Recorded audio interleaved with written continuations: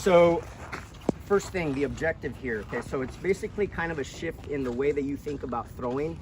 So I see this a lot of coaches, parents, players, and at the Little League level, right? First thing they do, and I say this to everybody, so it's not just because you guys are Little League here, but I say it to everybody. First thing that players do when they show up to a practice or to game time and they step out of the car, they have their bag, and they get to the dugout, what's the first thing they do?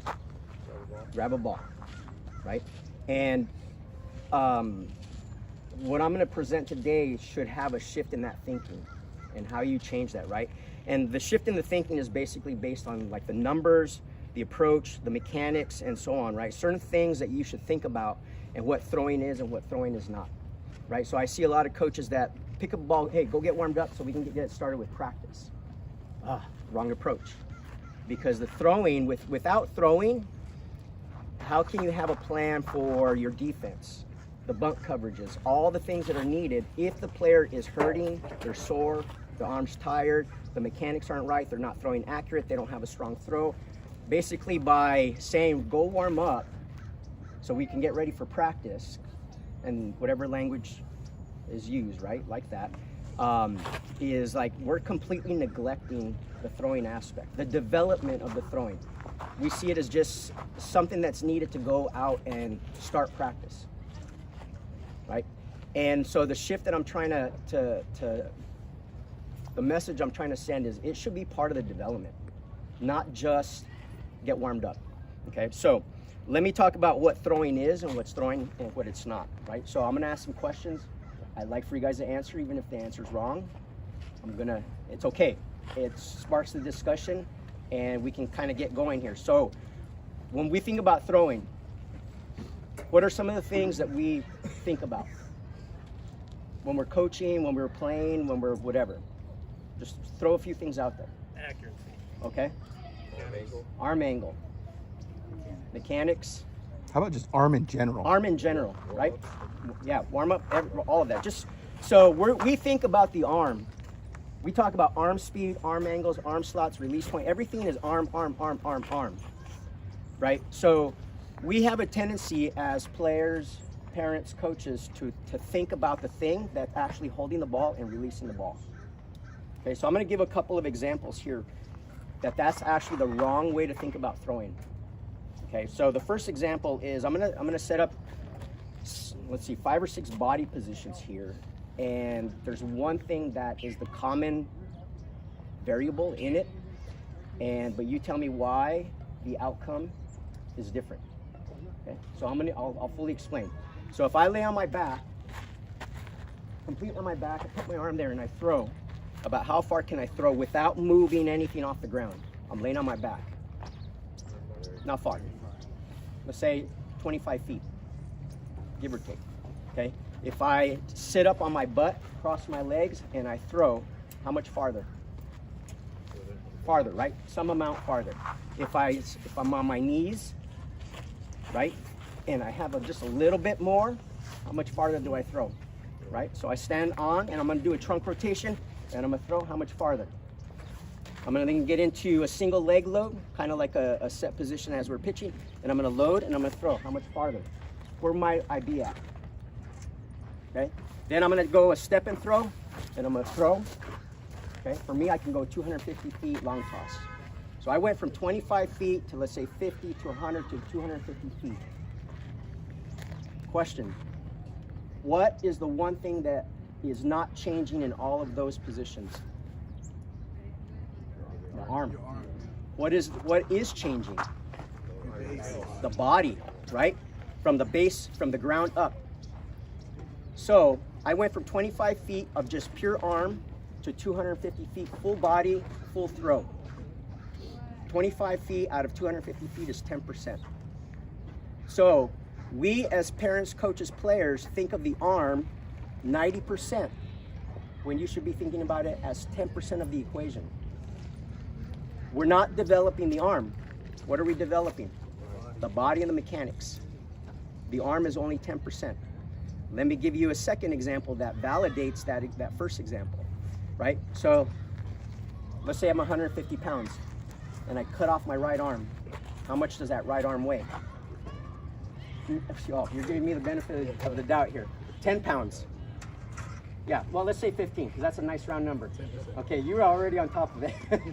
Arms weight about 50. Yeah, exactly, right? So by weight, the arm is only 10% of the entire body.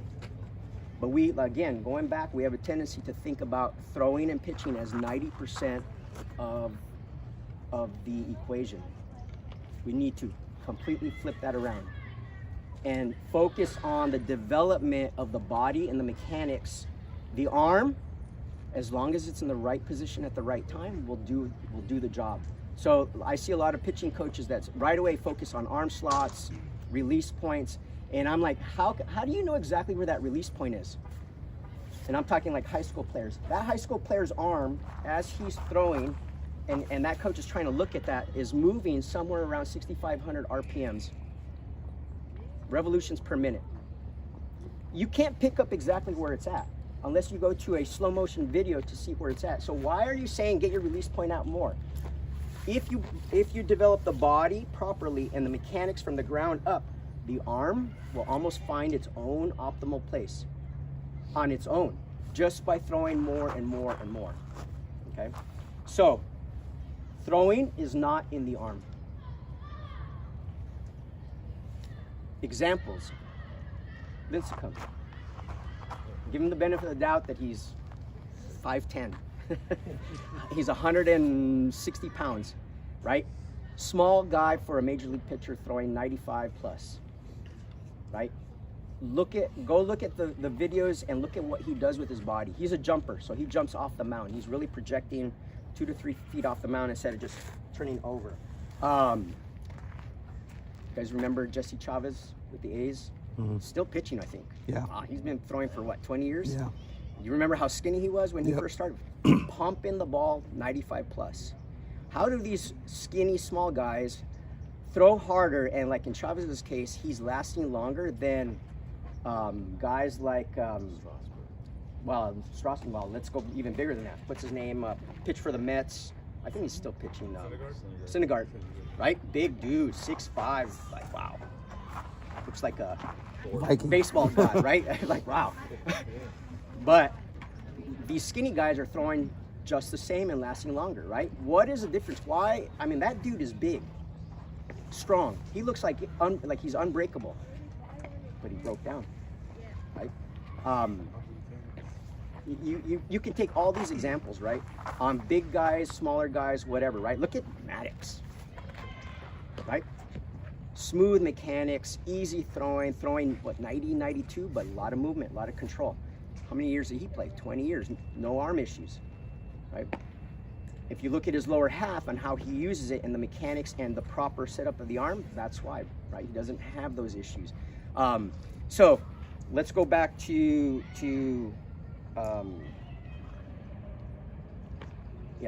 so 2 examples, a 10%, 90% shift in thinking, right? So let me kind of add to that in terms of, now it's all about the body, right? But throwing is a very complex, interconnected set of movements through the kinetic chain, right? So I'm kind of getting a little bit engineering based here. It's a highly dynamic, explosive movement utilizing both rotational and linear mechanics. So when you're developing players, you have to take all of these things into consideration. The kinetic chain, how we're moving energy. We got rotation versus linear at the end, right? So how do we develop that in our throwing? Well, you got to put a program together. You can't just say, go throw, go warm up, get ready for practice. Not that everybody does that, but I'm just kind of over exaggerating the point here. Okay. So that kind of leads me into the 4 systems of throwing. And I give this talk a lot at the college camps. So I'm gonna kind of give it to you guys like I do high school players, right? So 4 systems. The first is the engine, transmission, brakes, and steering. And what does that sound like? A car, right? So I tell my players, you need to think of yourselves as a high performance sports car in every aspect. You're not going to put water or sugar, let's use sugar, into the gas tank. You're not even going to put regular fuel into the gas tank. You're going to put what? High octane, something that is designed for that type of car. right? And so when I tell them that, you got to think of yourselves as high-performance sports cars, right? And I tell them, so then I ask, well, what is the engine in your sports car? Anybody? Your legs. Okay, that's the next one. Okay, so the legs is the engine. The legs is the biggest muscle. Now remember, through the 6 steps that I took you from back to full throw, what's really getting into the throw at the end? The legs, right? And the last two examples, the legs are doing all the work from the ground up. How we create energy, how we move energy through the system, and I'll talk about that as well. Transmission, there's the core, right? So that's everything in between. How do we transmit from the energy from the lower half through the upper half, out through the arm? It's through the core. That has to be part of the development process, right? When we're working out with Warren's group, whether we're doing hitting or throwing, well, on the hitting part, we have, and this translates to hitting as well, we have a leg, plyo, and core section. And they'll do 5-10 reps and then move on to the next station, right? And we've got 3-4 stations going, moving, right? So part of that should be, is part of the development as well. Okay, so here's the tough question. Can't answer it. If you know the answer, guys that have been around, you can't answer it. What is the braking system? I get a lot of different answers for this. So the wrong answer is okay. It's going to spark the conversation. I get that a lot. So you're right. So you're thinking lead leg, snap, boom, and that's just a leverage.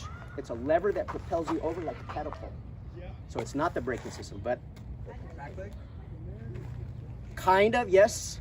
So as we come, back leg or front leg? Back leg, no, that's your engine. That's your engine. That's what's generating power. After you on the ready side. Okay. This is the front leg, yes. Right. So the back, yes, that's part of the braking system. Anybody else? It's okay. Because not many people know what the answer is. But when you understand it and how it relates to throwing, it's like, whoa. One more answer. Okay, we're getting there, exactly. So it's all the back muscles. And let me explain kind of what happens. When you throw, okay, you're gonna generate all this energy. It's coming up through the body and it's out through the ball. And here we are, release point. But there's still residual energy in the body. And that energy has to go somewhere. It has to be absorbed somewhere. You're gonna transfer it in some way somewhere else. It's not gonna just disappear. So what ends up happening after you throw and pronate and you release, the arm kind of wants to come out of the socket, right? So we have a ball, and so this is the arm part. Here's my hand, here's the shoulder. It wants to come out. And what's holding it in there is all those muscles connected to the back, the shoulder, the rotator cuff, the labrum, everything, right? That is connected there, and it wants to come out as it's finishing, and that energy wants to go somewhere. Now, some players will snap the elbow like this with no pronation, and bam, the energy is going to end up there. Some players come across the body, the energy is going to end up right here. Some players, you see all kinds of different things. And then you start getting rotator cuff, labrum problem, you get all kinds of different issues, right? And so the braking system is all the back muscles that hold that arm in place, allow you to buy time, absorb until there's minimal energy that's going into the joints, right? So developing the back muscles is extremely important. And let me tell you what ends up happening. When a player doesn't have the proper braking system and they're throwing hard, they're throwing beyond the brakes. So let's use the car example. Would you go down that, let's say coming from Santa Cruz over the hill, you're coming back into San Jose, you're going down would you be going down in your high performance sports car, your Ferrari with Toyota brakes at 100 miles an hour? Would you do that? No, why not? You don't trust the brakes. You're gonna crash and burn. The body for a thrower, a pitcher, is no different. If they don't have the braking system, they're going to crash and burn. They're going too hard, too fast to absorb that energy. But nobody works on the back muscles because they don't look good. For high school players, what do they want to work on? Chest and arms. Chest and arms and shoulders. We want to look good. We want to look strong. We want to look like Noah Syndergaard, right? But it's in the back muscle. Now, here's what happens when a player starts getting a little hurt or sore because they don't have the braking system. The brain says what to the body? Compensate. It compensates. It slows down. Don't throw hard. Don't throw hard. It hurts. Now, we're going to kind of bring this full circle back to Little League, but I'm just trying to get a certain message across here with this example, right? However, and the reason that the back muscles aren't strong enough for baseball players in general, starting at such a young age, is because naturally we have more muscle on the front than we do on the back. We're kind of out of whack. We do, as we've evolved as human beings, we do more lifting, pushing, everything's kind of front forward and not pulling and using those back muscles so much. So as part of the development program is to develop those back muscles for the players, okay? And we do a full band workout, which I'm gonna show what that is. And then we bring that into equilibrium, front side to back side. What the front side can do and how we're generating energy, now the back side, the back muscles can absorb that energy, and guess what the brain tells the body? Go. If you have Ferrari brakes on a Ferrari car, what are you gonna do? You're gonna go fast, right? Because you trust the brakes. You know, the high performance brakes with a high performance engine, high performance car, we're gonna go fast. And when a thrower starts to throw more often, throw harder, and they're practicing more, what's gonna happen as they do that? They're gonna get faster, harder, more, right? They're just gonna get better all the way around, everything. The accuracy, everything's gonna start happening. To me, and they're all important, all the four systems are important, but the braking system is the most important for me because it keeps them healthy, it keeps them throwing, it keeps, if they're throwing more, they're optimizing the mechanics. The arm will start to find its own optimal position where it needs to be. Every player's different. They're different in their body structure, they're different in their not completely different, but they're different in their mechanics, they're different in different ways.